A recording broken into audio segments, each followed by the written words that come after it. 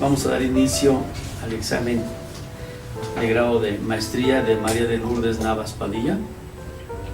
Les presento al jurado. Como tercer vocal tenemos al doctor Sergio Damián Chalecán. Como segundo vocal al maestro en ciencias Juan Gabriel Molina Zabaleta. Como primer vocal al doctor Alejandro Miguel Rosas Mendoza. Como secretario al doctor Isaías Miranda Viramontes. Y como presidente un servidor, José Guzmán Mendoza.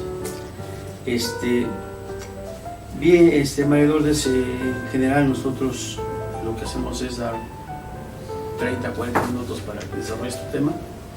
Una vez que concluyas, vendrá una ronda de preguntas. Si hubiera necesidad de alguna otra pregunta, la podemos permitir. Entonces puedes dar inicio a tu examen. Bueno, buenos días con todos. Realmente estoy muy contenta de encontrarme ahora en las instalaciones de esta institución tan prestigiosa y tan querida para mí, poder conocerlos a ustedes en persona y sobre todo vivir uno de los momentos especiales en mi vida personal, profesional. También aprovechar la oportunidad para agradecer al IPN y al programa por darme la oportunidad de dotarme de mayores conocimientos que me sirven para mi vida profesional, porque soy profesora de matemática. Entonces muy agradecida por todas las experiencias que he vivido con ustedes a través del tiempo de formación. Bueno, el tema que yo seleccioné para la investigación es concepción que tienen los estudiantes de nuevo ingreso de la carrera de Ingeniería Mecatrónica de la Universidad de Fuerzas Armadas ESPE del buen profesor de matemática. ¿Por qué lo seleccioné este tema? En el transcurso de los estudios trabajamos sobre lo que son las representaciones sociales y este fue un tema que me atrajo, me llamó la atención. Cabe destacar que yo no tengo formación en la parte de psicología o alguna área afín, pero sí siempre he tenido el tratar de entender el por qué piensan así, el por qué dicen lo otro. Entonces eso me atrajo y desarrollé el tema de esta manera. Yo les decía que esto lo desarrollé en la Universidad de las Fuerzas Armadas ESPE y tengo aquí un poquito de historia de esta universidad porque nace siendo una escuela de oficiales de ingeniería en el año 1922. Esto quiere decir que se dedicaba únicamente a la formación de oficiales especialistas en diferentes ramas de formación de acuerdo a lo que necesitaba la fuerza terrestre. Ha ido evolucionando, cambiando, hasta que en 1977 se convirtió en en Escuela Politécnica del Ejército y prácticamente abre sus puertas a la sociedad civil manteniendo la parte militar. Y en el 2013, en cambio, se unifican las diversas carreras que habían de las diferentes fuerzas, se unen Fuerzas Armadas, Fuerza Marítima, Fuerza Aérea, conjuntamente con ESPE, y por eso es que pasa a llamarse Universidad de las Fuerzas Armadas ESPE, y sigue dando las carreras para los militares, además de carreras técnicas y administrativas. Ahora, ¿por qué seleccioné la carrera de mecatrónica para este estudio? Porque es una de las carreras más nuevas que tenemos, es una carrera a la que nuestra institución le ha dado mucho empuje, le ha dotado de laboratorios de vanguardia. Su selección de profesores también ha sido un poco más estricta, al igual que la de los estudiantes. Por ejemplo, los estudiantes entran por un proceso de admisión que lo mantiene la Secretaría Nacional de Educación Superior, Ciencia y Tecnología a partir del año 2012, con un promedio de 986 sobre 1000, y actualmente está en 998 sobre 1000, entonces la exigencia para ese estudiante es sumamente mayor. Es una carrera que tiene reconocimientos tanto a nivel nacional como internacional. Con referencia a la problemática, realmente la organización de esta universidad también es un poco diferente al resto de universidades públicas. Nosotros estamos organizados por departamentos que corresponden a áreas de conocimiento. Por ejemplo, en este caso es el Departamento de Ciencias Exactas, que tiene las áreas de conocimiento de matemática, análisis, física, química. Y ahí he ido presentándose algunos problemas con respecto a lo que es la relación alumno-maestro con respecto prácticamente al aprendizaje, considerando que los estudiantes tienen diversas personalidades y diversas formas de aprender. Igual el maestro tenemos diversas formas de enseñar. El fenómeno que me llamó la atención es que los estudiantes seleccionan al profesor, a pesar de que en la plataforma para matrícula sale la materia y el nombre del profesor. Entonces ellos buscan y no les importa que sea un profesor así, que nosotros lo conocemos como exigente, cosas así. Dice, el buen profesor de matemática, quiero un buen profesor, este señor es bueno, o este otro es malo, o este es bueno y exigente. ¿Y qué pasa? Que esos cupos se saturan y se llena el aula en forma inmediata. Entonces es ahí cuando dice, bueno, ¿quién es el buen profesor o cómo es el mal profesor? De ahí surge este estudio. Sin embargo, el departamento tomó acciones. Una de esas acciones es revisar la concatenación de los programas analíticos y sobre todo los sílabos, que alguien me decía, bueno, ¿y qué son los sílabos? Los sílabos es la programación de la materia en la que se ponen los temas que están en el plan analítico, la forma en la que la vamos a tratar, qué tipo de evaluaciones se van a hacer, la bibliografía a usar. ¿Por qué se hizo esto? Para tratar de unificar las dificultades o las exigencias que los profesores de una misma asignatura la ponen. Y también se analizó el perfil de ingreso del estudiante, porque lo interesante era establecer qué debilidades trae y mejorarlas, en razón que los estudiantes que llegan a esta carrera son de diferentes partes de nuestro país. Como justificación para este trabajo de investigación, encontré que nosotros como universidad estamos sometidos al control de calidad de la educación superior, y eso nos exige a nosotros identificar los problemas y luego de eso plantear soluciones. Cabe destacar que nosotros como universidad hemos pasado procesos de acreditación en el 2009 y el 2015 y los pasamos con éxitos. La Universidad de Fuerzas Armadas es una universidad reconocida dentro de lo que es nuestro país. Y la parte importante de mi justificación es que la pluralidad que los estudiantes tienen del buen profesor de matemática, y de ahí afirmar ciertas actividades que ellos realizan para ser considerados como buenos. Lo primero que hice es revisar el estado de arte. Realmente aquí lo que busqué es algo de la psicología y sus variantes y estudios que los habían realizado en Europa, en Asia, en Latinoamérica es menos. En México tiene un buen potencial de estos estudios, pero en mi país, Ecuador, yo no encontré referencias. Estos trabajos para mí fueron sumamente importantes porque fui entendiendo el cómo se hace una investigación en el campo de las representaciones sociales. Me sirvieron para ir delimitando el tema, para estructurar la metodología, por ejemplo, trabajar con un grupo focal, aprender cómo es poner una encuesta, aplicar una encuesta.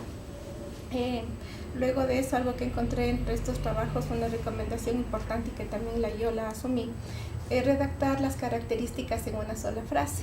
Y además de eso que tengan su descripción. Fue fruto de haber investigado estos trabajos que están ahí expuestos. Entonces, ¿cómo los analicé estos trabajos? Fue en función de 4 elementos: quién, cuándo, qué y dónde. En el qué, mayor énfasis porque ahí está el objeto de estudio, el enfoque de los resultados de investigación, que como les decía, algunas ideas de esas están plasmadas en mi trabajo.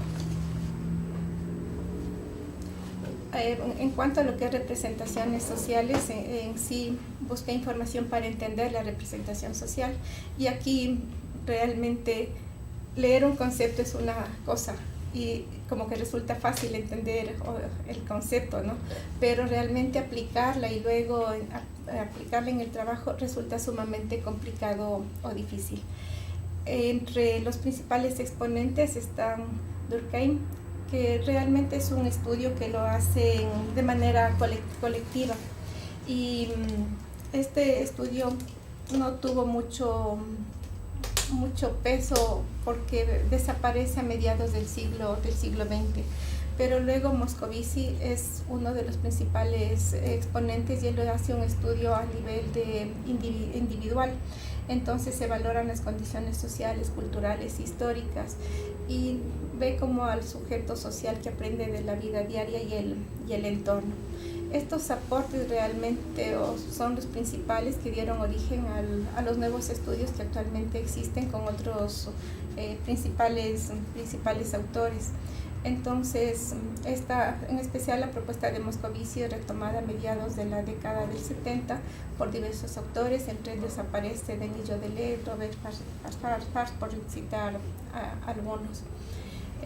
Sin embargo, para el trabajo yo fui tomando algunas ideas y entre esas con mayor peso la de Jodelet, en la que nos dice que el concepto de representación social designa una forma del conocimiento específico, el saber del sentido común, cuyos contenidos manifiestan la operación de procesos generativos y funcionales, socialmente caracterizados. Es una forma de pensamiento social la manera en que se aprende de la vida diaria, las características del ambiente y el entorno próximo, el cual se construye a través de la experiencia, conocimientos y modelos que se reciben y se transmiten a través de tradición, educación y comunicación. Las representaciones sociales constituyen modalidades de pensamiento práctico orientados hacia la comunicación, la comprensión y el dominio del entorno social, material e ideal. Con base a esos antecedentes, el objetivo general de este trabajo es determinar algunos elementos de la concepción de los estudiantes acerca de lo que consideran que es el buen profesor de matemática. Entre los objetivos específicos es obtener un listado de características o actividades que desde el imaginario del estudiante se concibe al buen profesor de matemáticas. Describir cada una de las características del buen profesor de matemáticas bajo la concepción que tienen los estudiantes que participan en el estudio. La pregunta de investigación: ¿qué concepciones tienen los estudiantes de nuevo ingreso de la carrera de Ingeniería Mecatrónica de la Universidad de Fuerzas Armadas sobre un buen profesor de matemáticas? Para desarrollar la investigación o la metodología que seguí, en primer lugar, como les comenté, fue seleccionar la carrera, que en este caso es Ingeniería Mecatrónica, y se estructuró un grupo focal, el mismo que estuvo compuesto por 12 estudiantes de nuevo ingreso que fueron designados por el profesor, por el coordinador de carrera o director de carrera, y cuando nos reunimos prácticamente ellos no conocían la temática a la que íbamos a abordar o discutir. Traté de buscar un sitio donde ellos se encuentren tranquilos, cómodos, para que la información que me la den sea realmente su propio sentido, como ellos escriben a un buen profesor. Se originó la discusión a través de 3 preguntas. ¿Tuviste alguna vez un buen profesor de matemáticas? ¿Cómo era él? ¿Cómo piensas que es un buen profesor de matemáticas? Bajo estos puntos los estudiantes fueron realmente soltándose, porque el rato que uno está trabajando con ellos se siente cómo ingresan al grupo y luego cómo van cediendo un poco más y aportando. Entonces registrábamos en ese momento las concepciones que ellos tenían, tal como la pronunciaban, ¿no? De la manera que ellos los describían. Luego de un tiempo entramos, como decir, a una segunda ronda, la que yo le denominé fase 2, en la que les digo, bueno, si tienen algunas otras ideas o concepciones, nosotros podemos escribirlas. Y hubieron unos 5 aportes adicionales. El resto dijo, ya está registrada, se parece a una que está ahí, están escritos casi de la misma manera. Con estos datos pasamos a una fase 3. Con el mismo grupo focal redactamos las características del buen profesor de matemática, porque como les dije a un inicio, las copiamos o las registrábamos como ellos las fueron dando. Entonces las pulimos, las redactamos mejor, las depuramos. En algunos casos que habían 2 temáticas se separaron para tener en forma individual. Y procedimos a marcarlas de un mismo color para identificarlas que se trata de la misma o se relacionan entre ellas. La fase 4, ya con las características prácticamente identificadas cuando son comunes o las que tenían el mismo color, se reescriben, en algunos casos se eliminan porque son repetidas, y las vamos redactando en una sola frase. Entonces, además de tener en una sola frase la representación social, ponemos su descripción, que es lo que vamos sacando de las ideas de los estudiantes. Entonces nos dice que para tener un buen profesor de matemática es el que relaciona los temas y problemas de la clase con hechos de la vida real. Aquí la descripción es que es el profesor el que explica los temas, que lo relaciona a los problemas reales, que explica cómo aporta este conocimiento a la formación profesional y cómo se lo puede aplicar para resolver problemas de la sociedad. Le dieron un valor significativo porque decía que muchas veces un profesor llega y les da una temática y no saben para qué está estudiando, pero lo importante es comprender para qué estoy estudiando y en qué me va a servir o en qué lo puedo aplicar. Otra es un buen profesor desarrolla los contenidos en forma clara. Entre la descripción nos dijeron que es aquel que sabe expresarse de manera correcta, que utiliza el lenguaje matemático y el lenguaje común. Además es ordenado con sus ideas al momento de escribir en el pizarrón y cuando las está disertando. El buen profesor aclara oportunamente las dudas de los estudiantes, porque hay veces que un estudiante pregunta algo y el profesor no satisface o no le da respuesta. Entonces hay otros que sí le dan la respuesta y eso ellos consideran buenos porque les despeja sus dudas, les da varias alternativas de solución y también les pone ejemplos. Un buen profesor guía y orienta al estudiante en la solución de problemas. En este caso los estudiantes decían que muchas veces no encuentran solución, pero que hay profesores, en cambio, que les encaminan en el proceso, les permiten reflexionar, les ayudan a resolver, les indican alternativas de solución o cómo ellos podrían lograr el trabajo, el proceso de solución. Y algo que aquí recalcaron y pienso que fue muy rescatable es la interpretación de resultados, porque decía muchas veces se hace algo en forma matemática y no sabemos qué significa ese resultado. En primer lugar, si está bien o si está mal y qué significa. Entonces, ellos decían si estaban haciendo algo de diseño y debía salir una cantidad, se me ocurre, como respuesta un 5 y obtuvieron un 10.000. De hecho, que debían decir, esto no puede darme 10.000, debe darme 5 y algo está mal. O si era un 5 positivo cuando debía salir un 5 negativo, también decían, bueno, esto tiene algún error y puedo yo volver a recapitular el ejercicio. Entonces a eso se refería lo que es solución de problemas. Es el profesor el que enseña a los estudiantes a pensar que no solo hay un modo de resolver el problema. Entonces esto prácticamente indica que hay diferentes formas de resolver, que el estudiante tiene la oportunidad de plantear sus ideas y sus dudas. El buen profesor enseña a los estudiantes a ser críticos y razonar. Esto es aceptar los resultados por criterio lógico, a ser críticos consigo mismo, con sus compañeros, aceptar aciertos y errores para sobre todo mejorar. El profesor posee dominio del tema. El profesor debe saber muy bien los contenidos matemáticos, su uso y su aplicación. Debe ser capaz de realizar planteamientos, análisis, demostración, explicar en forma clara de lo fácil a lo difícil y usar ejemplos. El profesor es innovador en su forma de enseñanza. Se refiere a que debe buscar alternativas, formas y métodos de enseñar a fin de que los estudiantes comprendan. El profesor debe aplicar métodos efectivos para lograr mayor comprensión.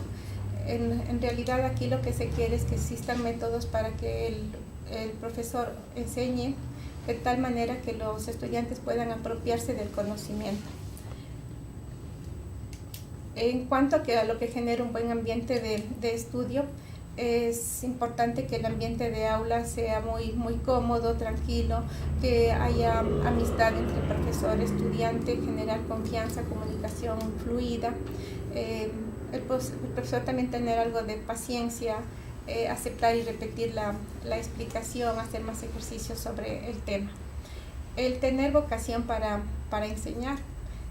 En este caso decían que el profesor debe enseñarle a estudiar, que le guste impartir materia, que sea feliz con lo que está haciendo, porque el accionar de un profesor es inspirador. Le dieron mucho valor a esto.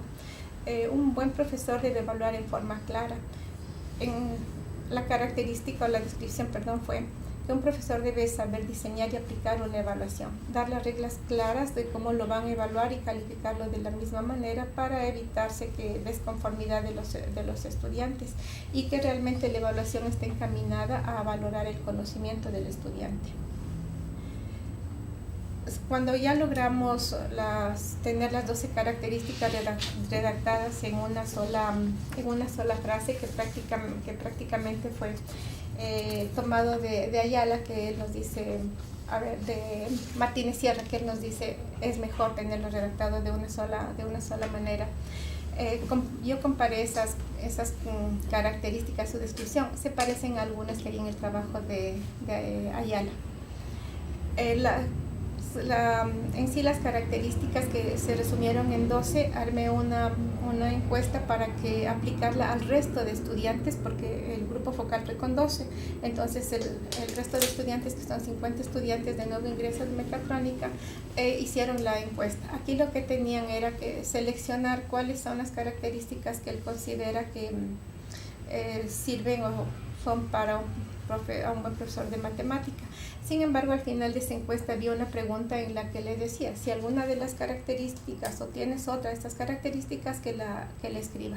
Realmente solamente hubieron 3 personas que escribieron las características. Uno de ellos era relacionado a la evaluación, que la evaluación debe ser de los contenidos enseñados. Otro decía que debe haber motivación en el aula y también las reglas claras de la evaluación. Como ustedes pueden observar la frecuencia, todas se agrupan, las primeras entre 32 a 22 de frecuencia o repetición, se vuelve un poco homogénea, y esto realmente me llamó la atención, ¿no? Entonces a la vez me decía, bueno, ese es el pensamiento que tienen de la mayor parte de estudiantes, porque eran 50 los entrevistados. De eso, 32 piensan que desarrollar los contenidos en forma clara es una de las principales características.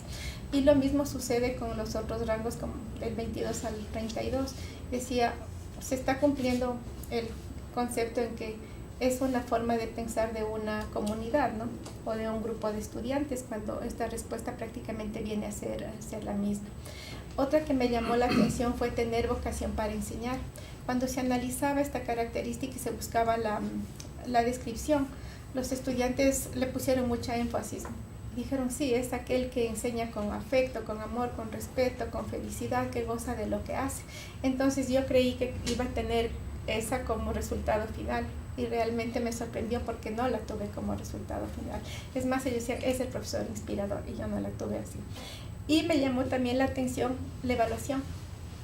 Normalmente también se cree que esta va a tener una frecuencia alta, pero tiene como frecuencia 9, que para mí fue el criterio de 9 estudiantes. Y la pregunta que me la hice, bueno, ¿y por qué? Yo la conversé con algunos profesores del área de matemática, y realmente llegamos a la conclusión que tal vez no le dieron la fuerza que personalmente o con mi influencia, criterio iba a ser alta, porque las reglas de la evaluación están definidas. Entonces tenemos una fecha en la que se hace la primera evaluación, la segunda, la tercera evaluación. Cada una tiene un puntaje de 20 puntos, y dice, para esta primera evaluación o el primer parcial hay una evaluación conjunta, porque todas son unificadas con el mismo grado de dificultad, que tiene 7 puntos, hay un taller, hay un foro, hay una exposición. Entonces todo esto va sumando sobre 20 puntos y están las rúbricas construidas. Entonces por eso creemos que, o creo yo, o lo justifique, de que este valor está de alguna manera justificado. Para ir concretando este trabajo, luego procedí a categorizarlas. Las 3 categorías son de conocimiento, donde recojo las características profesionales. Como se puede observar, son las mismas características que aplicamos al estudiante, pero ahora agrupadas en conocimiento, en metodología, que es la forma como el profesor enseña, centradas en la docencia, y en actitud personal. De igual forma, los resultados prácticamente van centrados en los mismos rangos, pero sigue siendo importante el conocimiento. Entonces, para el estudiante es muy importante que, para ser un buen profesor, el docente domine los contenidos en forma clara, posea dominio del tema, enseña a los estudiantes a pensar, relacione los temas y los problemas de clase con hechos de la vida real. Eso es lo que consideran como prioritario. Bueno, en cuanto a lo que es conclusiones,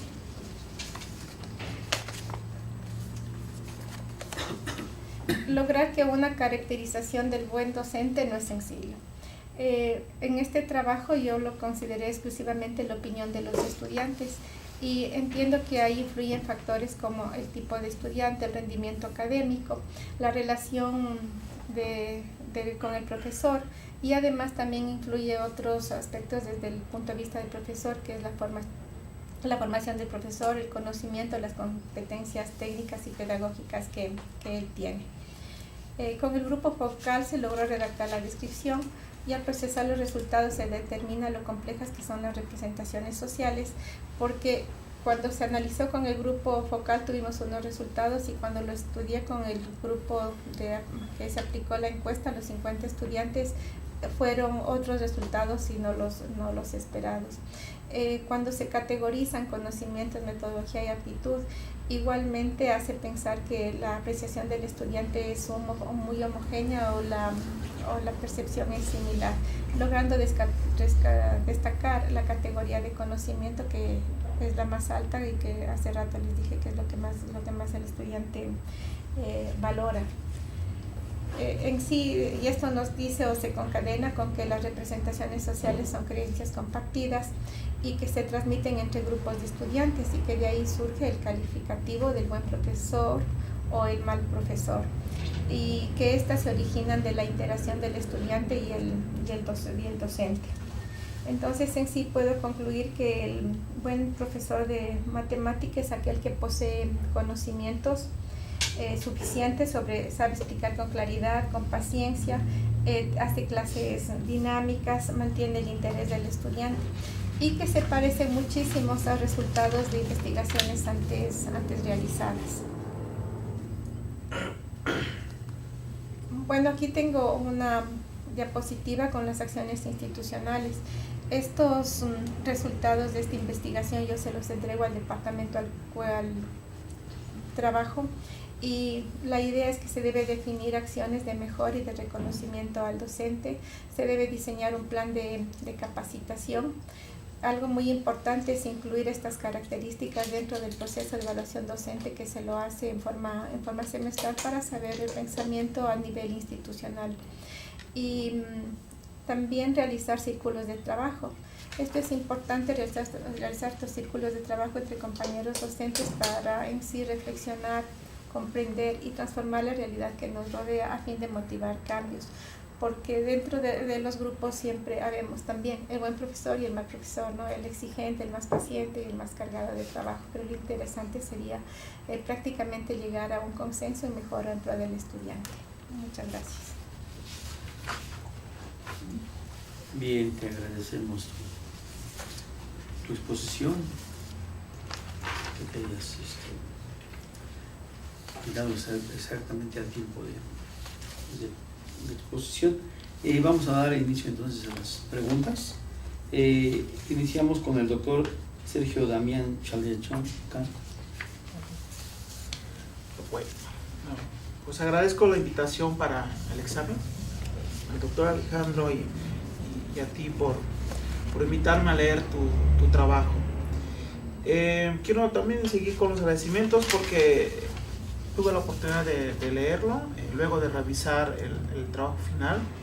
Te agradezco mucho que hayas tomado en cuenta mis sugerencias, agregaste cosas, quitaste cosas, pusiste, y de verdad que pues, uno dedica tiempo a hacer las sugerencias y a revisar y luego ver el producto que se tome en cuenta, se agradece. Bueno, en general a mí tu trabajo me gusta. Yo cuando vi el título y la cuestión de concepciones dije, el tema como que me cuesta un poco, porque la palabra concepción me parece que es muy amplia, hasta cierto punto, a lo mejor es por mi ignorancia, difícil de medir, pero luego que me metí a leer tu trabajo, que vi que lo conduciste con esta idea de la representación social, con la encuesta que elaboraste, la forma como fuiste elaborando la encuesta, no solo a partir de ocurrencias tuyas, sino que tuviste un primer grupo piloto, le voy a llamar así, y a partir de lo que ese grupo piloto te dijo, fuiste armando todo el resto de las encuestas.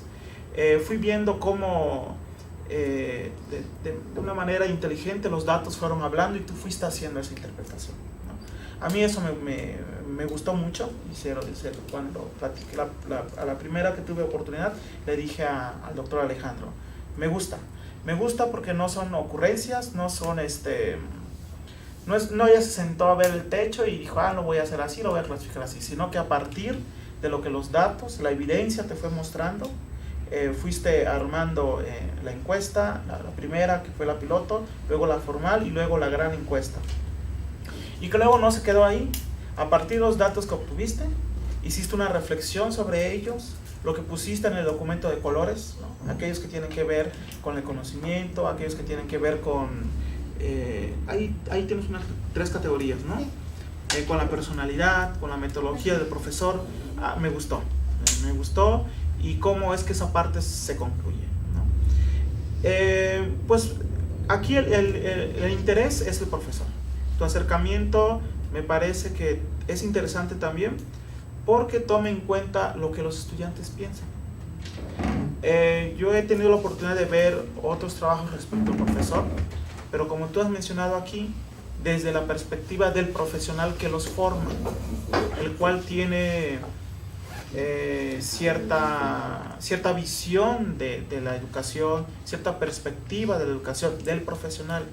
En cambio, el estudiante tiene una visión que surge a partir de sus necesidades.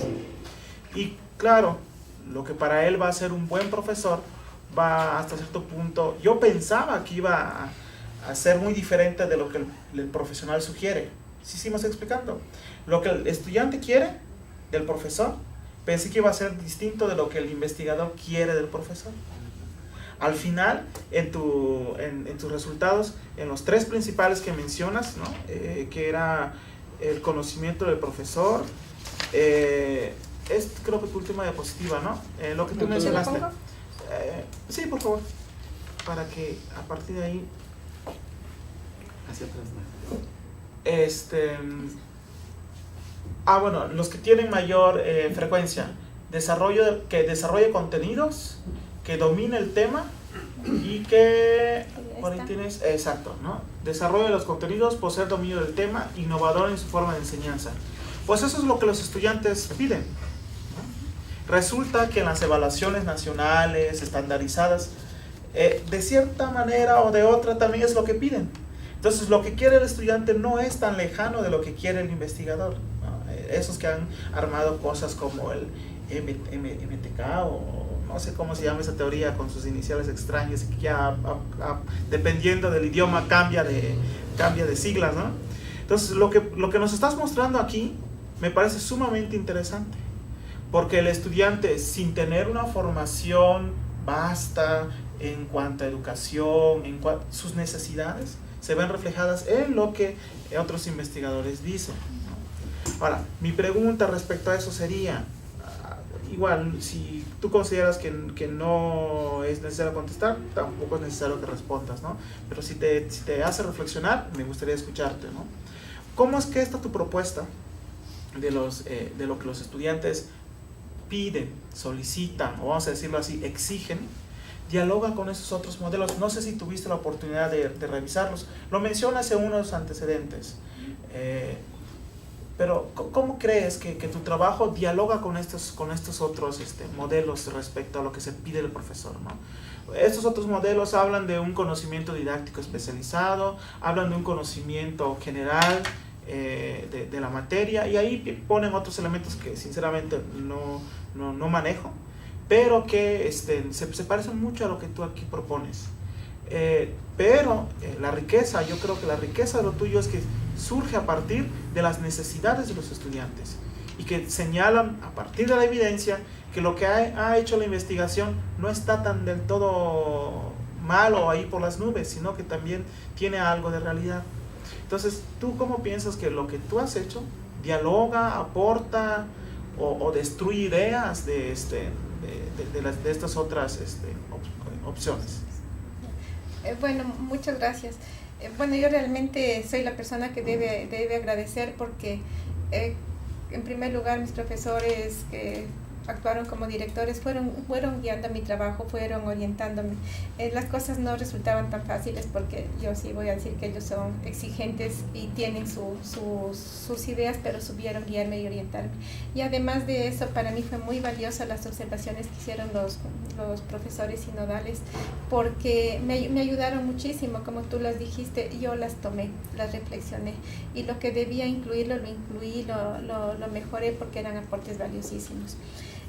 La relación que existe del trabajo que desarrollé de mi investigación con respecto a otros trabajos, considero que yo lo hice desde el punto de vista del imaginario del estudiante, y son estos los resultados que están presentados en pantalla y tienen relación con otros estudios, ¿no? Sí, tienen relación. Entonces, si nosotros miramos lo que es el buen profesor en los otros estudios y se comparan con los resultados que yo tuve, es muy importante lo que piensan con el profesor, que debe tener los contenidos en forma clara. Esa es una relación que existe con los trabajos investigados, de que se busca que el profesor tenga preparación.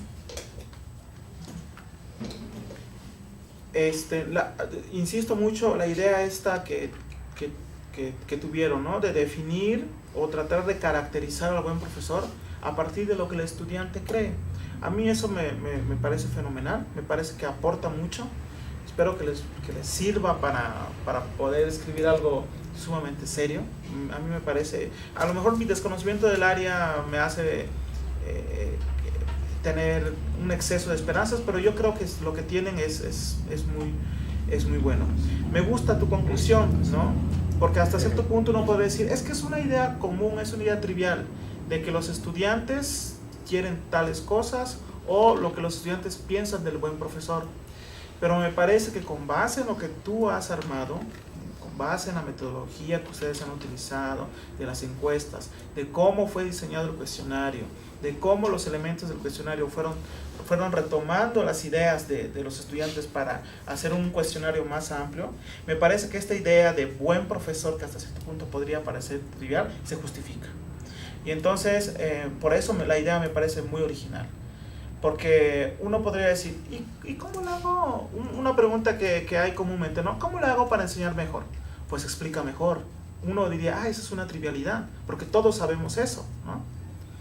Pero pensar en una forma de justificar esto que estamos diciendo, pues enseña mejor. Encontrar una forma a partir de metodologías que nos permitan explorar, que nos permitan justificar esto que decimos, explica mejor, ¿no? Me parece que tu trabajo eso hace. Agarra una idea, agarra una idea sencilla, y con decir sencilla no me atrevo a decir, no estoy diciendo que sea, ¿no? Básica o que el trabajo no sirva, sino que agarra una idea sencilla y a partir de la herramienta que ustedes construyeron, justifican esa idea sencilla, y me parece que hay muy buenos elementos para caracterizar desde el estudiante la postura de qué es lo que es un buen profesor. Pues no tengo nada más que decir, te agradezco, y le agradezco a Alejandro por la invitación. Bien. Gracias, doctor Sergio. Cedemos la palabra ahora al doctor Isaías Miranda. Gracias, doctor. Felicidades, María, por ya encontrarte en esta parte final de tu formación académica. También agradezco a los directores que me hayan invitado a leer el trabajo. Coincido con Sergio, me parece que tu metodología fue cuidada para averiguar algo que ya se ha investigado, tú misma lo has dicho, pero lo has hecho en un terreno muy específico, que es la región donde tú habitas, en una universidad muy específica, y tal parece que los resultados que encuentras son muy similares, y eso por supuesto fortalece la investigación en general de educación matemática como tu propio trabajo. No quiere decir que si hubieras encontrado algo distinto hubiera demeritado tu trabajo. Lo que quiere decir es que con una metodología sólida, al parecer fue cuidada, bueno, no al parecer fue cuidada, encuentras resultados muy similares. dados estos resultados, estas reflexiones que incluso tú dices al final, de ahí yo quisiera comentar, o más bien platicarte algunas inquietudes que me surgen, no de tu trabajo en sí, sino de lo que se puede derivar de tu trabajo, unas reflexiones posteriores, vaya. ¿A qué crees que le puedes atribuir el hecho de que los estudiantes hayan caracterizado de esta manera al buen profesor? No está en tu trabajo, entiendo que no es eso lo que tú buscaste. Tú solamente le preguntas a los estudiantes qué es un buen profesor. Pero bueno, en una reflexión más allá de tu trabajo, ¿a qué crees ¿por qué crees que unos estudiantes o varios coincidan en que un buen profesor debe tener estas 12 características que mencionas? Bueno, muchas gracias. Realmente esto es resultado de la discusión que tuvimos con ellos en el grupo focal, y considero que nacen o parten de las necesidades de ellos, de lo que ellos quisieran o cómo ellos ven a un buen profesor. Porque cuando yo les fui comentando a ustedes el rato que armábamos la descripción de la característica, ellos hacían ciertos comentarios. Entonces, por ejemplo, desarrollar los contenidos en forma clara es lo que queremos que tenga ese profesor, que es una de las prioridades o los mayores requerimientos que tiene el estudiante.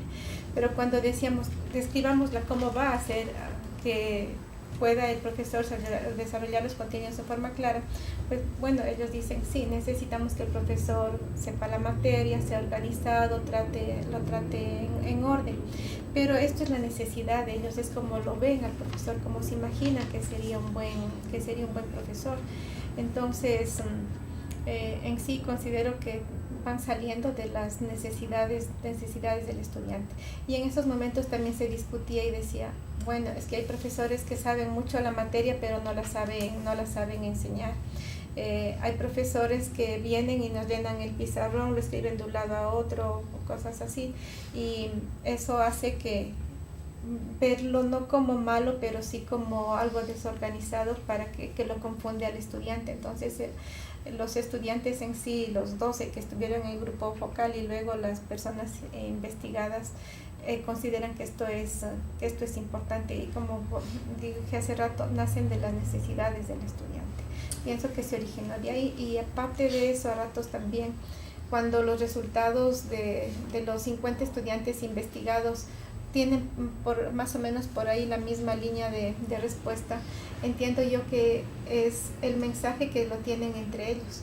Entonces es una representación social del profesor que ha ido pasando de un grupo a otro. Voy a seguir con este hilo de conversación para motivar aún más algunas reflexiones que me surgen a raíz de tu trabajo. Entiendo que las representaciones sociales, tú leíste sobre las representaciones sociales. Entiendo que estas representaciones sociales, como toda sociedad, cambian, porque van cambiando precisamente las percepciones, la dinámica de las sociedades es distinta en una época, se puede explicar de otro modo por qué cambian, pero bueno, en la aceptación de que cambian las sociedades, su representación sobre el modo de actuar de determinadas personas va cambiando también. Si nos situamos por ejemplo, aquí en particular en México, en los años al inicio del siglo pasado, 1900, 1910, antes de la Revolución Mexicana, o incluso después, el papel del profesor era muy distinto. Quizás si le hubieras preguntado, si nos transportamos en el tiempo y les preguntas a los estudiantes qué es un buen profesor para ellos, a lo mejor algunas de estas respuestas no te las encontrarás, a lo mejor ninguna. Es decir, que evalúen de forma clara o tener vocación para enseñar. ¿Por qué no? Porque antes incluso se le daba autorización al profesor de golpear al estudiante. Y eso podía entenderse que era un buen profesor. Entonces, a lo que voy es que tú haces una primera aproximación sobre las necesidades del estudiante, es lo que los lleva a ser un buen profesor. Pero yo quiero llevar un poco más allá la discusión. A mí me parece que estas necesidades que tiene el estudiante obedecen a la actual forma o a las actuales maneras de concebir una educación en general. Las reformas educativas actuales pregonan y dicen que lo importante es el estudiante. Yo creo que siempre ha sido importante el estudiante, solo que la manera de interactuar con el estudiante ha sido distinta en distintas épocas. Pero en esta idea de que primero es el estudiante, la atención tiene que darse primero hacia lo que necesita el estudiante, precisamente.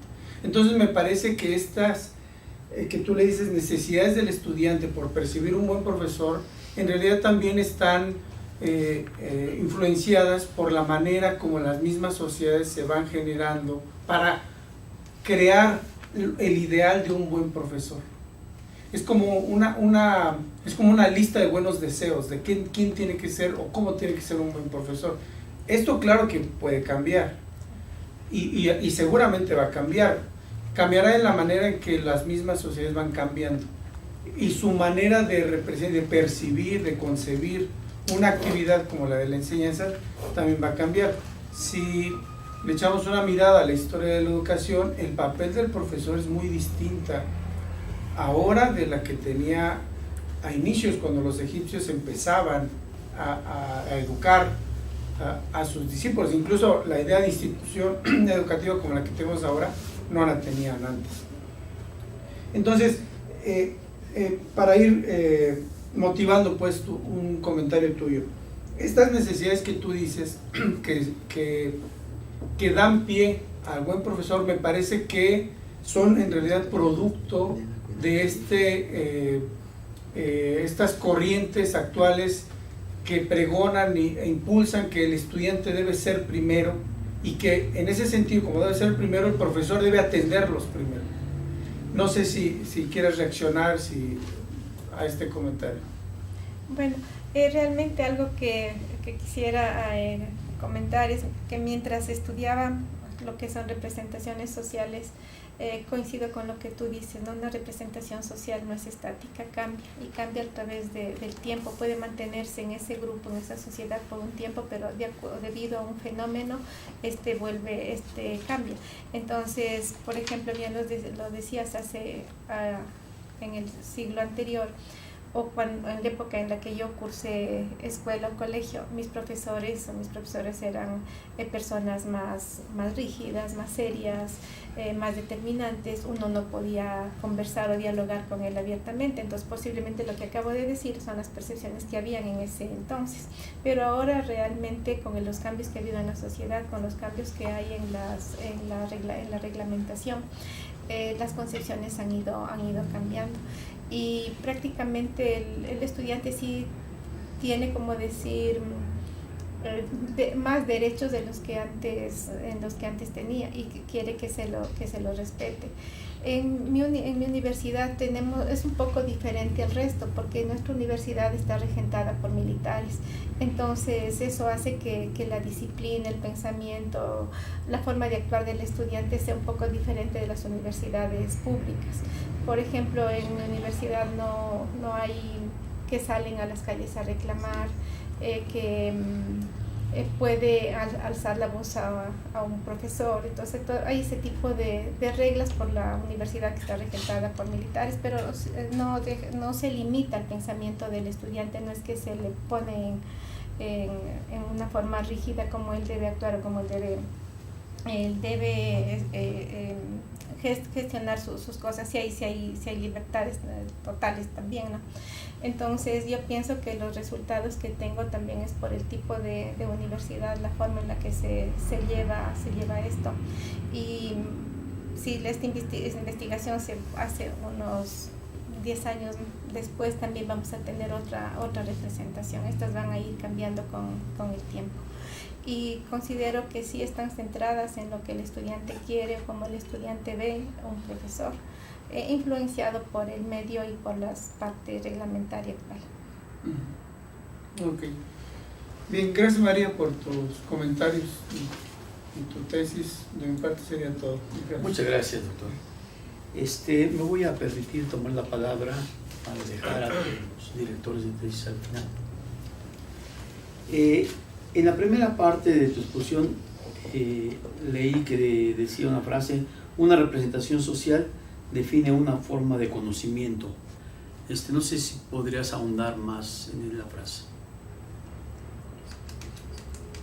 Bueno, por ejemplo, considero yo que está escrita de esa manera porque es tanto así como conocimiento teórico de una teoría o algo, no, sino es una forma de decir que si yo digo un buen profesor de matemática es aquel que es innovador en su forma de enseñanza.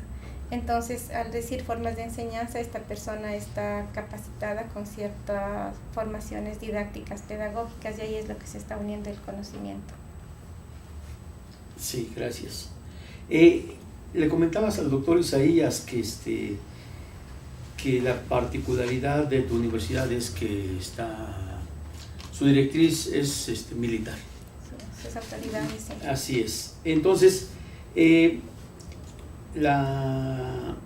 concepto que yo tengo acerca de una directriz militar, digamos, es que no permite mucho la crítica. Es decir, en la milicia se ordena y se obedece, pero jamás dice uno: oye, pero ¿por qué me voy a ir por acá si es? Jamás, ¿no? O sea, se obedece. Entonces, ¿cómo llevar esa educación crítica a un sistema regido por militares? Bueno, la parte exclusiva de regido por militares sus autoridades son militares, el rector, los vicerrectores, pero son personas también que tienen formación académica, que han pasado en la academia, y el resto de puestos directivos y profesores, todos somos civiles.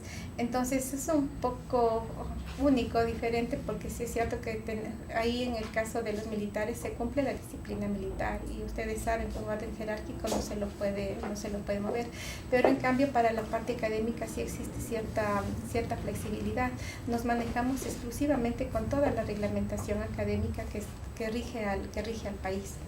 Entonces, sí hay ciertas limitaciones, pero no totales. Yo les decía, nosotros no vamos a salir a manifestar, por ejemplo. No sé si han escuchado, en Ecuador los estudiantes salen a las calles, hacen reclamos. Nuestra universidad no saldría jamás, porque no tenemos esa vocación, ni los estudiantes ni los profesores, porque ahí sería algo que vamos arrastrando de épocas anteriores, ¿no? Que sabemos que es una universidad en la que nosotros tenemos un distintivo, nosotros no estaríamos jamás en las calles, jamás haríamos reclamos. Pero en la parte académica, por ejemplo, si un estudiante no está de acuerdo con algo que su profesor hizo en clase, él sí tiene derecho a poner su queja, a hacer su crítica. Y es más, hasta puede decirnos a nosotros en clase y nosotros mejorar o cambiar. Esa opción sí existe. Entonces es como que llevamos a la par dos sistemas, ¿no? La parte militar y la parte académica exclusivamente como está reglamentado. Ok, gracias. Digamos, estas características que nos enumeras ahí, con las frecuencias de los resultados de tu estudio, pues en efecto, quizás como estudiantes uno quisiera tener profesores así, ¿verdad?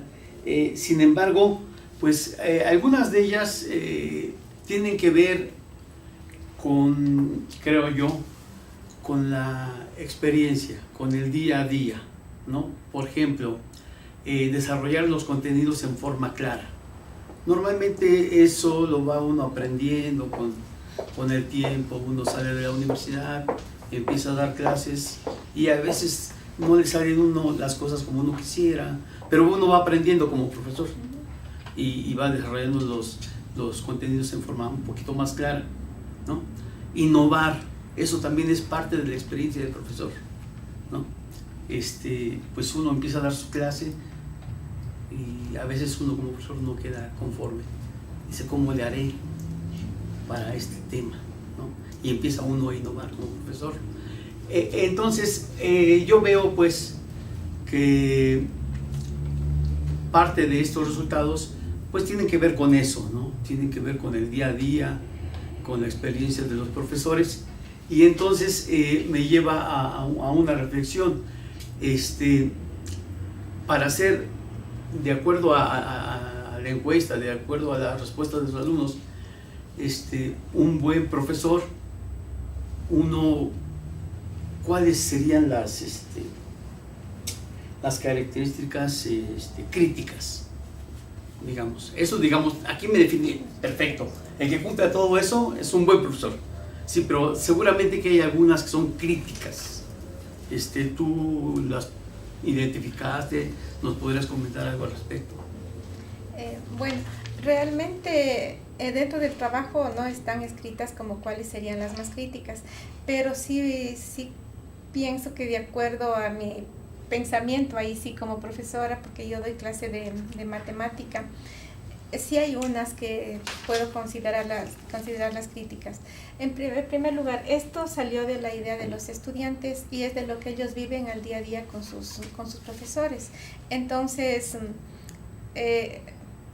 dictar o impartir la materia en forma clara, como tú lo decías, es fruto de la experiencia. No lo podemos lograr de un día a otro, de un periodo académico a otro. Buscar nuevas maneras o nuevas estrategias de enseñar también es un trabajo de un día a día. Entonces un profesor que comienza no las va a cumplir todas estas condiciones. Lo vamos a lograr a través del tiempo. Me voy a poner de ejemplo, yo por ejemplo cuando comencé a enseñar el cálculo, preparaba mis clases y explicaba a los estudiantes. Me gustan clases participativas, cosas así, ¿no? Pero empecé a encontrar que un mismo ejercicio yo lo podía resolver de varias formas. Entonces fui sacando esos ejercicios a un lado, documentando. Al próximo periodo académico que me tocó dar clase, yo ya mejoré, enseñé lo mismo pero de 3 maneras diferentes. Entonces eso se logra a través del tiempo y de la práctica. Entonces lo que aquí los estudiantes dijeron es su ideal, como ellos quisieran hacerlo. Claro. No sé si estoy respondiendo. Sí, exactamente, como ellos quisieran, ¿no? Como ellos quisieran. Su profesor, Sí. su profesor de 10, ¿no? Sí. Muchas gracias por tu respuesta. Y no sé si la puedo complementar con Claro, algo. claro que sí.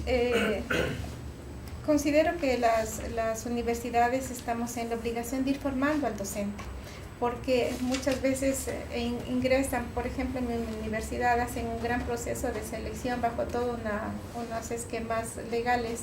Ingresa una persona que ese rato pasa por su currículo, pasa por una entrevista y una exposición, pero no es lo que medimos al día a día de ese profesor, cómo va a desarrollarse en el aula.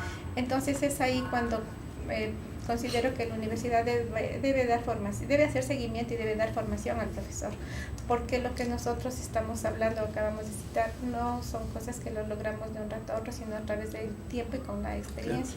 Entonces estos planes de formación, de capacitación deben existir en las universidades. Por supuesto que sí. Muchas gracias. Le vamos a ceder la palabra ahora al maestro en ciencias, Juan Gabriel Molina. Sí, gracias. Bueno, María, pues muchas felicidades. Les agradezco a todos los sinodales sus observaciones. Estoy de acuerdo con ellos. Entonces, María, me gustó tu trabajo. Creo que encontraste cosas que, aunque ya están reportadas en la literatura, son interesantes, porque las representaciones sociales que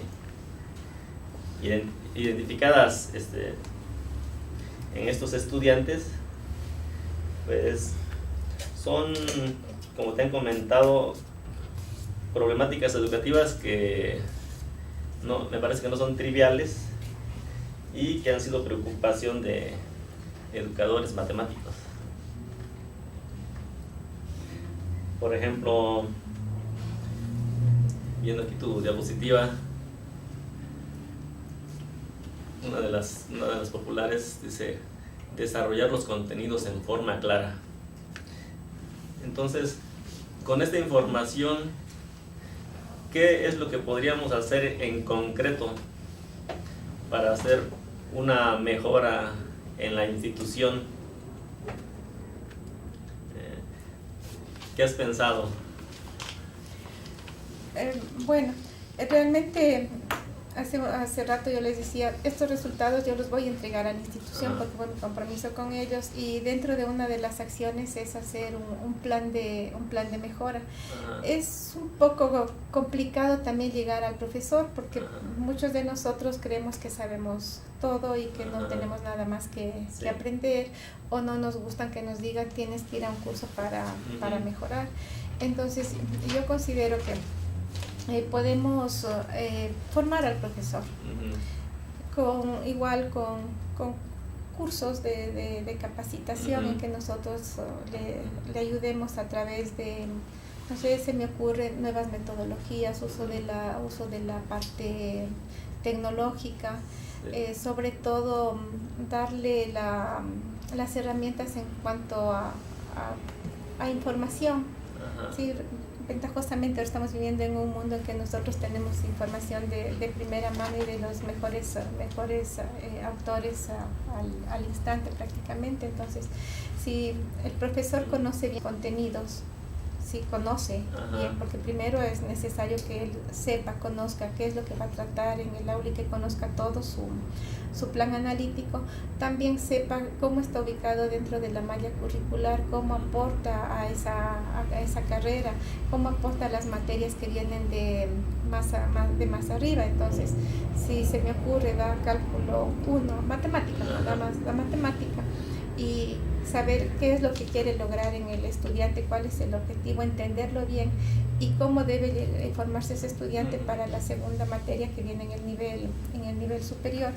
Entonces, si conoce bien los contenidos, los va a poder enseñar de mejor manera, y ahí también darle las herramientas, porque es un fenómeno pienso que de la mayor parte de universidades, que los profesores que dictan matemática no son formados en matemáticas, son ingenieros civiles, electrónicos, muy pocos, un porcentaje muy poco son gente, como decir, licenciados en matemática o doctores en matemática. Los que estamos enseñando matemáticas estamos formados en carreras técnicas que nunca hemos recibido la formación de cómo debo dar una buena clase, por ejemplo. Entonces pensaría que por ahí es quizá también algo concreto que se puede sugerir a la institución, dado estos resultados. Me parece que es como definir un programa de investigación en la institución.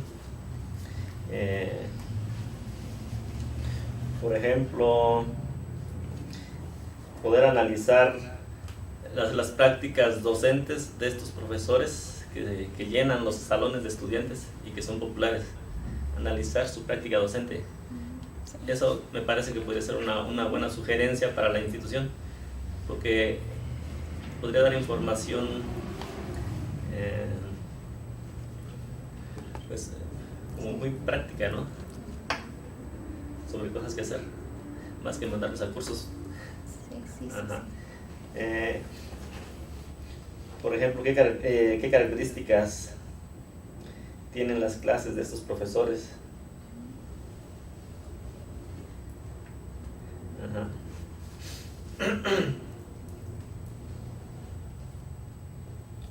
Sí, me parece que los resultados que dan nos podrían ayudar en las preguntas que se pueden hacer analizando a estos profesores en su práctica docente.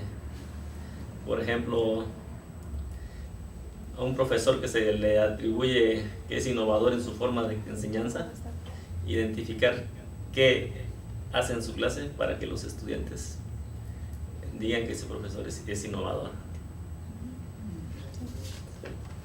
Sí, muchas gracias. Realmente lo que tú acabas de decir es la óptica desde indagar cómo está siendo ese buen profesor en su día a día. Ya me parece un buen tema de investigación y para conocer, ¿no? Y transmitirles al resto de compañeros profesores. Sí, muy importante, te agradezco. Sí, entonces algo importante de tus resultados es que creo que nos puede dar información en qué centrar la investigación, si se hiciera un programa de investigación ahí. Sí, eso me parece que es un buen resultado de tu trabajo. ¿Qué otra cosa? Cuando yo era estudiante, algo que contaba también aparte de que fuera buen profesor de matemáticas, también tenía que ver que el profesor nos cayera bien, que fuera agradable. Eso no apareció en estos resultados. Bueno, ahí apareció el buen ambiente de trabajo, ¿no? Y en el buen ambiente de trabajo dice que el profesor debe generar confianza, ser respetuoso, amigable. Y me viene a la mente algo que no les comenté. Cuando aplicaba las encuestas, yo visité a los estudiantes en las aulas, ¿no? Y al recoger las encuestas, ellos me entregaban y oía comentarios como, además debe ser jovial, nosotros decimos hacer bromas, no sé si es la palabra también aquí, hacer bromas, ser jocoso, mandar pocos trabajos, pero eso no lo escribieron, me lo dijeron mientras recogí. Entonces también yo las puse en mi redacción, pero no las, porque era fuera, no tenía forma de probarlas, ¿no? Ellos las dijeron mientras entregaban.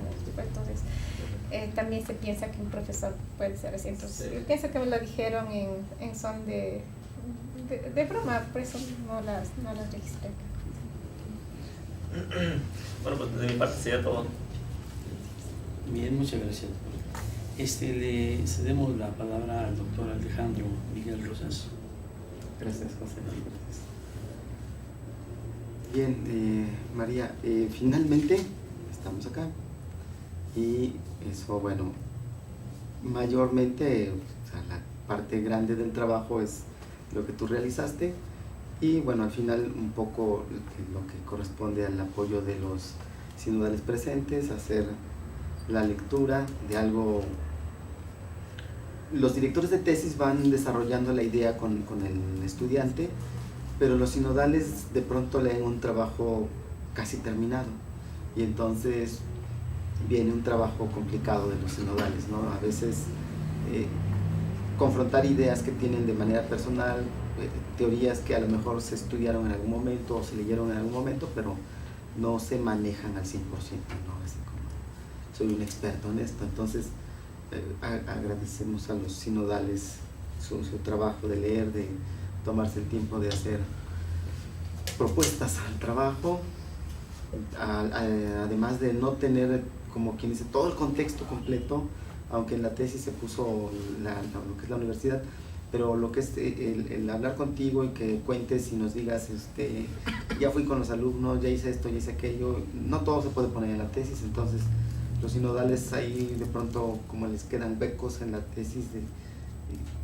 y es allí donde viene la labor de ellos importante de ayudarnos a llenar esos huecos para que quien lea posteriormente tu trabajo la entienda a cabalidad y pueda hasta reproducirla en su propio contexto. Entonces un agradecimiento a todos los sinodales de parte de Gabriel, de parte tuya y de parte mía por el apoyo que representa leer el trabajo, ¿no?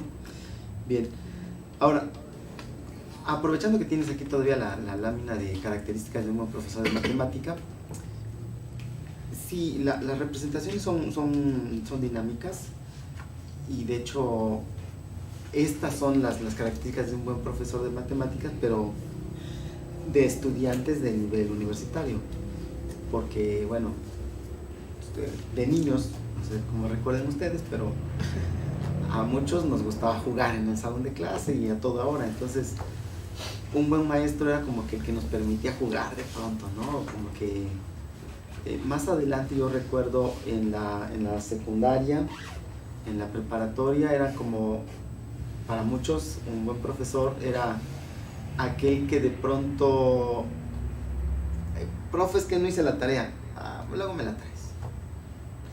Es que no le entendí, por eso no hice. Bueno, para el próximo te respondes. Eso aquí en México le llamamos que es un profesor barco. Todos pasan con él, ¿no? Y entonces de pronto, como que hay algunas visiones, ¿no? De grupos de estudiantes dentro de un salón, hay como que grupitos de alumnos que es que este profe es bueno porque sí nos deja hacer lo que queramos, ¿no? Y está el grupo de alumnos es que este profesor no es bueno porque no nos enseña, porque no nos exige. Y entonces el otro lado están los padres. Yo me acuerdo que de niño mis papás nos decían, es que este maestro es bueno.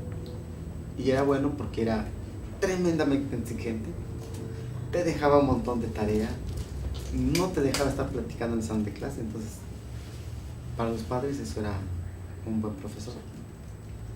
Y para los niños pues a veces como que no tanto, ¿no? Entonces bueno, esas son como las visiones. Aquí a nivel universitario, bueno, a lo mejor la visión del papá ya no tenga tanto que ver, ¿no? Entonces el centrarse en esta parte de los alumnos, bueno, pues es por la edad, es muy importante. A lo mejor si hiciéramos el estudio para niños en primaria, entonces habría que irnos con los padres, ¿no? Pero bueno, bien, entonces yo creo, porque una cosa es lo que uno cree y otra cosa es lo que dice las respuestas de los alumnos. Aquí de pronto yo pensé que iba a faltar esta parte de que tenga un cierto rigor. Mi formación es de matemáticas, entonces definición, lema, teorema, corolario y aplicación. Esa es como la estructura de los cursos de matemáticas, ¿no? Matemáticas, digamos, puras. Entonces, estricto o en un orden específico, esa es como la forma en que mi pensamiento se desarrolló en la universidad y todo esto. Entonces pensé que eso iba a aparecer, no apareció por ningún lado. Pensé otras cosas que tampoco aparecen y algunas sí, como lo de evaluar, aparece como que de lo menos comentado, de hecho 9, y es sobre los 50, ¿no? 50, sí. Entonces si lo subimos a 100 sería como el 18%, entonces es muy poco, ¿no? No es representativo. No es representativo, así es que evaluar de forma clara no parece ser algo que llame o que les importe mucho. Yo creo que es por parte, como dices, de la institución.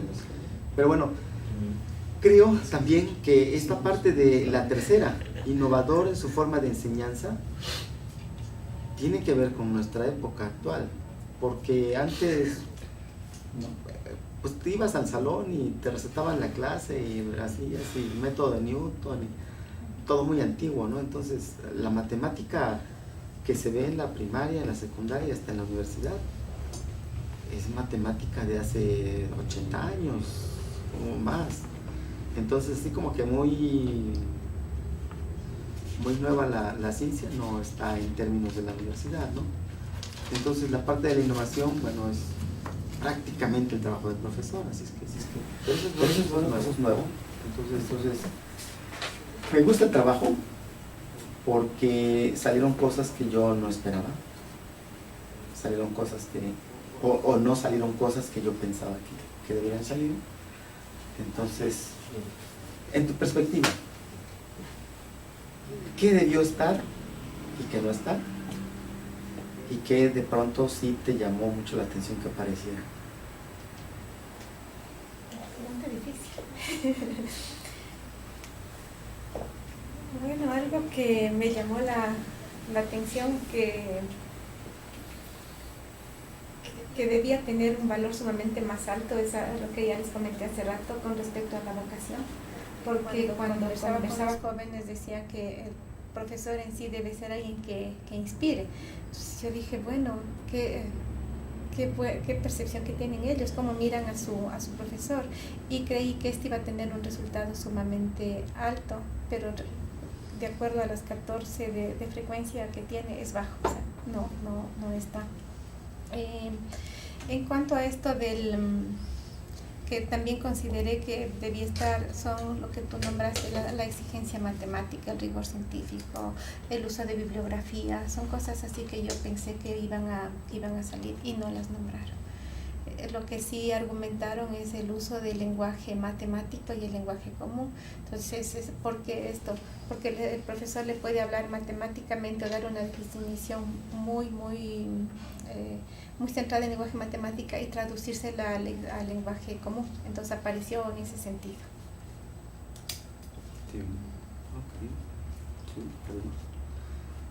Sí, me causan sorpresa algunas, ¿no? O sea, uno siempre quiere que el maestro explique bien, porque si no, no entiendo. Entonces, desarrollar los contenidos de forma clara, bueno, Sí. me suena algo.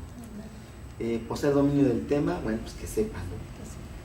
Porque luego lo que siempre decimos es sabe un montón, pero no sabe cómo explicarlo. Entonces, bueno, esas cosas, ¿no? Pero esto de relacionar los temas y problemas de clase con hechos de la vida real es algo que hace unos años no...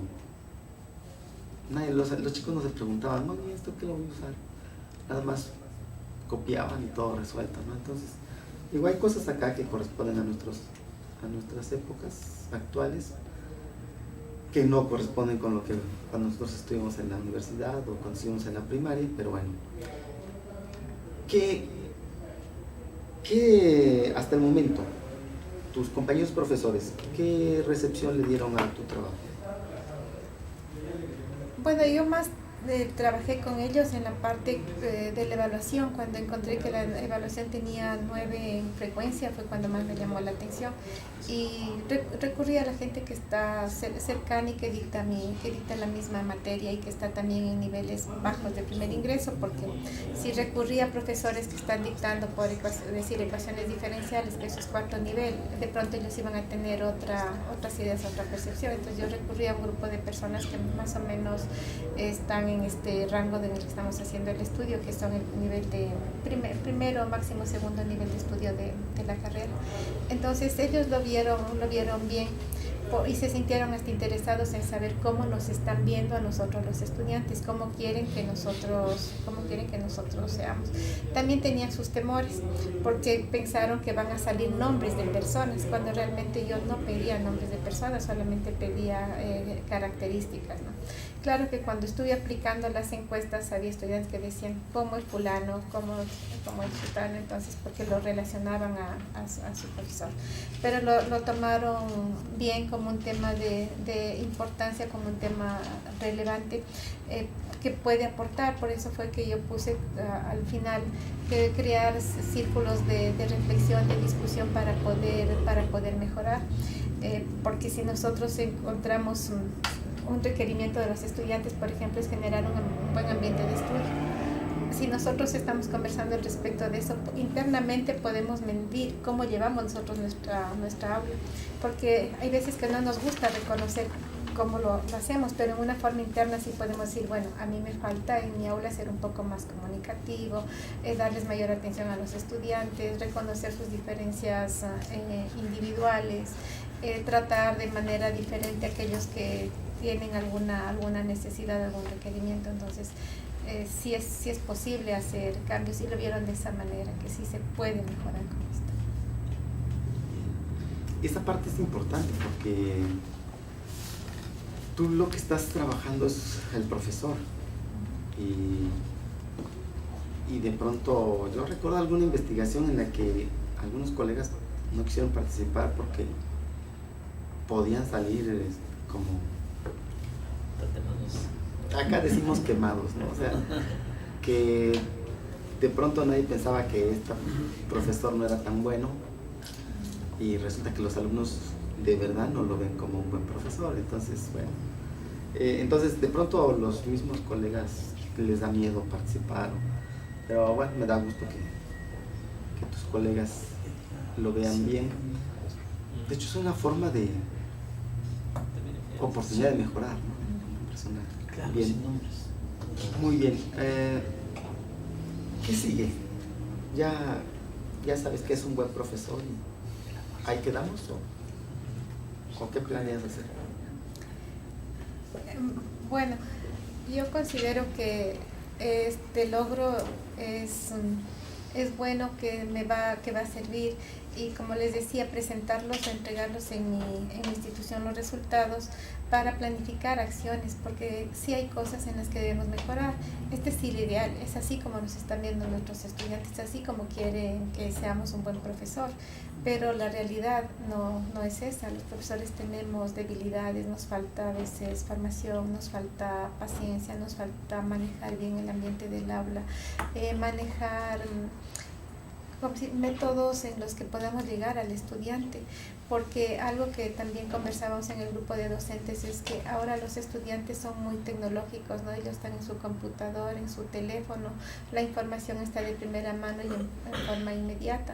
Se han vuelto un tanto visuales, entonces, ¿qué tal si yo les voy a enseñar llevándoles videos programados de otra manera la materia? De pronto tengo mejores resultados. Entonces, con los resultados de este trabajo que yo se los entrego en mi institución, y la idea es programar mejoras. ¿Qué mejoras se te ocurren? O sea, porque, por ejemplo, algo que no se ve mucho o que no se trata mucho, porque hay libertades, hay respeto a la forma de ser.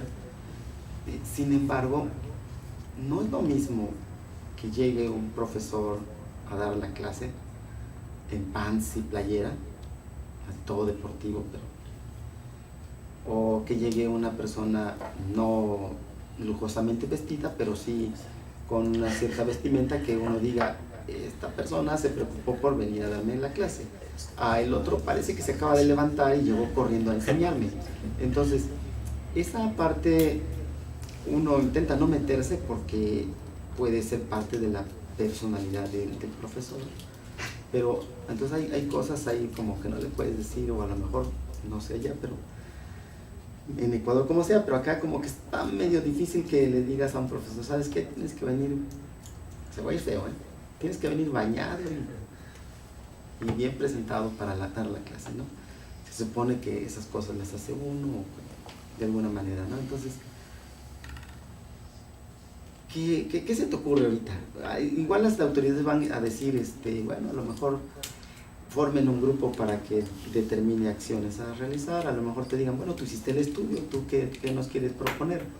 ¿Qué se te ocurre? Entonces, de inicio a ti, ¿qué se te ocurre ahorita?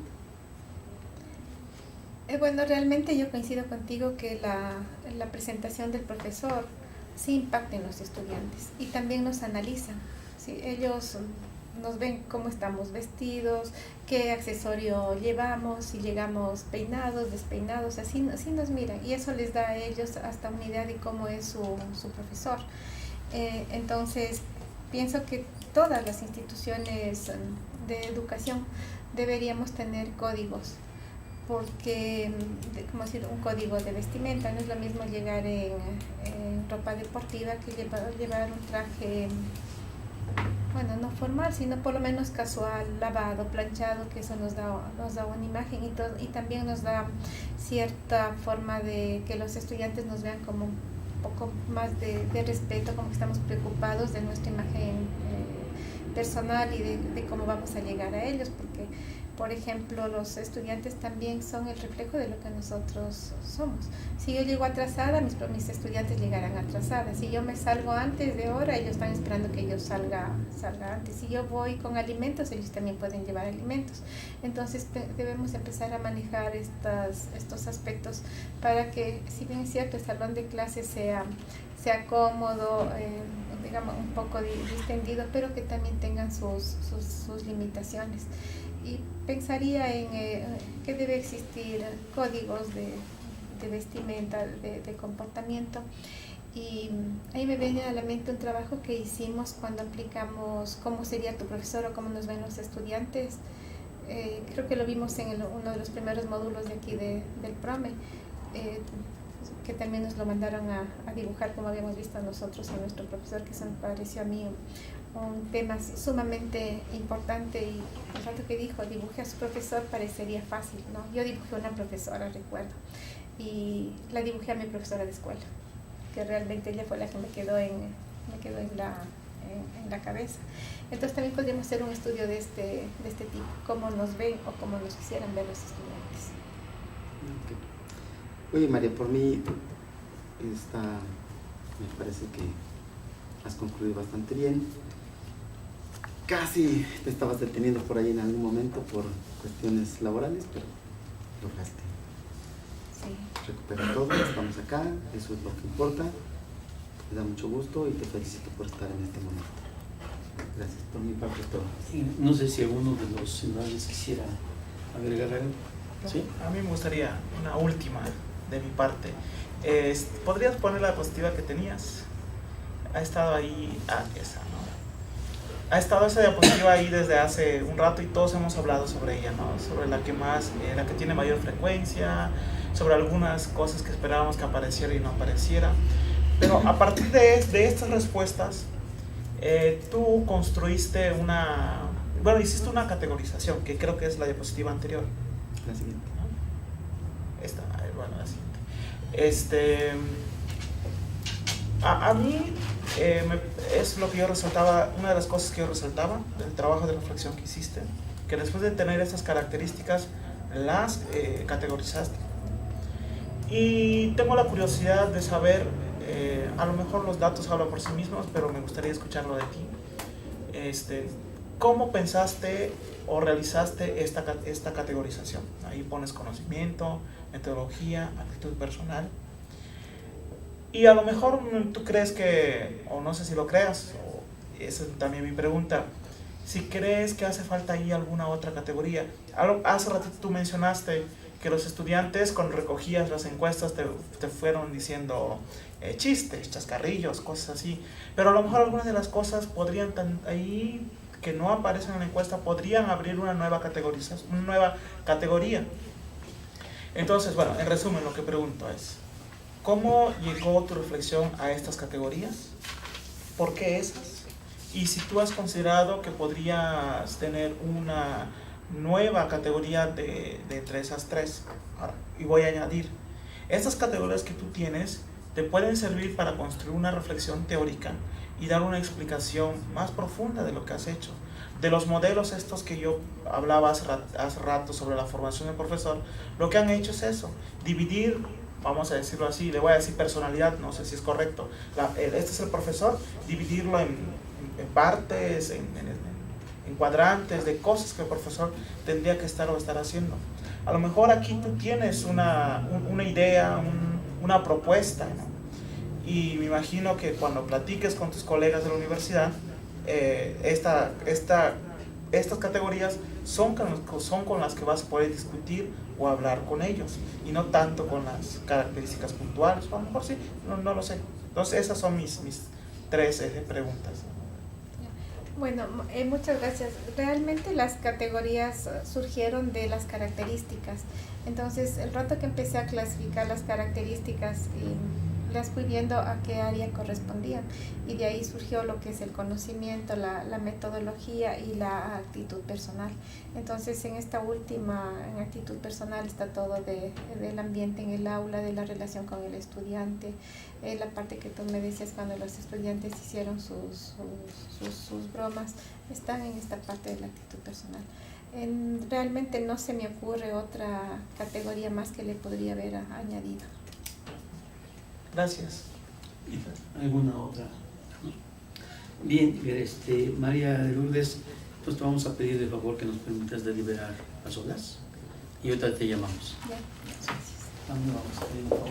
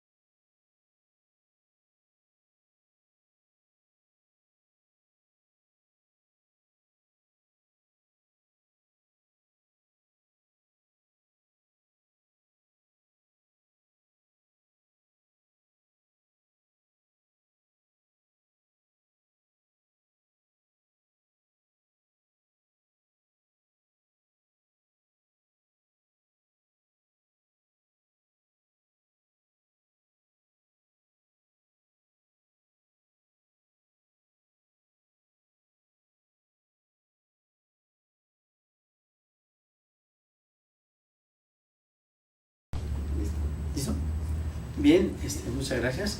El doctor Isaías, como secretario de jurado, nos va a leer el acta de examen.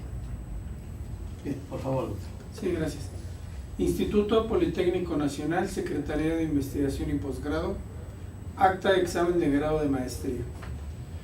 En la Ciudad de México, a las 10 horas del día 03 del mes de junio del año 2019, reunidos en el aula designada para tal efecto, los profesores del centro, doctor José Guzmán Mendoza, doctor Isaías Miranda Viramontes, doctor Alejandro Miguel Rosas Mendoza, maestro en ciencias Juan Gabriel Molina Zabaleta y doctor Sergio Damián Chalé Can, designados para integrar el jurado de examen de grado de Maestría en Ciencias en Matemática Educativa de María de Lourdes Navas Padilla, con registro B150053, y considerando que ha cumplido con los requisitos correspondientes, se procedió a efectuar el examen en los términos que establece el Reglamento de Estudios de Posgrado.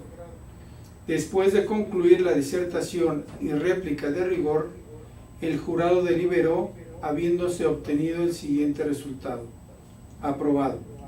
Para constancia, se levantó la presente acta a las 12 horas del día 3 del mes de junio del año 2019, misma que suscriben los sinodales mencionados. Están las firmas del presidente, doctor José Guzmán Mendoza, del secretario Isaías Miranda Viramontes, del primer vocal Alejandro Miguel Rosas Mendoza, del segundo vocal del maestro en ciencias Juan Gabriel Molina Zabaleta y del tercer vocal Sergio Damián Chalé Can. Faltan las firmas en el acta del secretario de Investigación y Posgrado, el doctor Juan Silvestre Aranda Barradas, y la firma de la doctora Mónica Rosalía Jaime Fonseca, quien es la directora del centro. Muchas felicidades, María.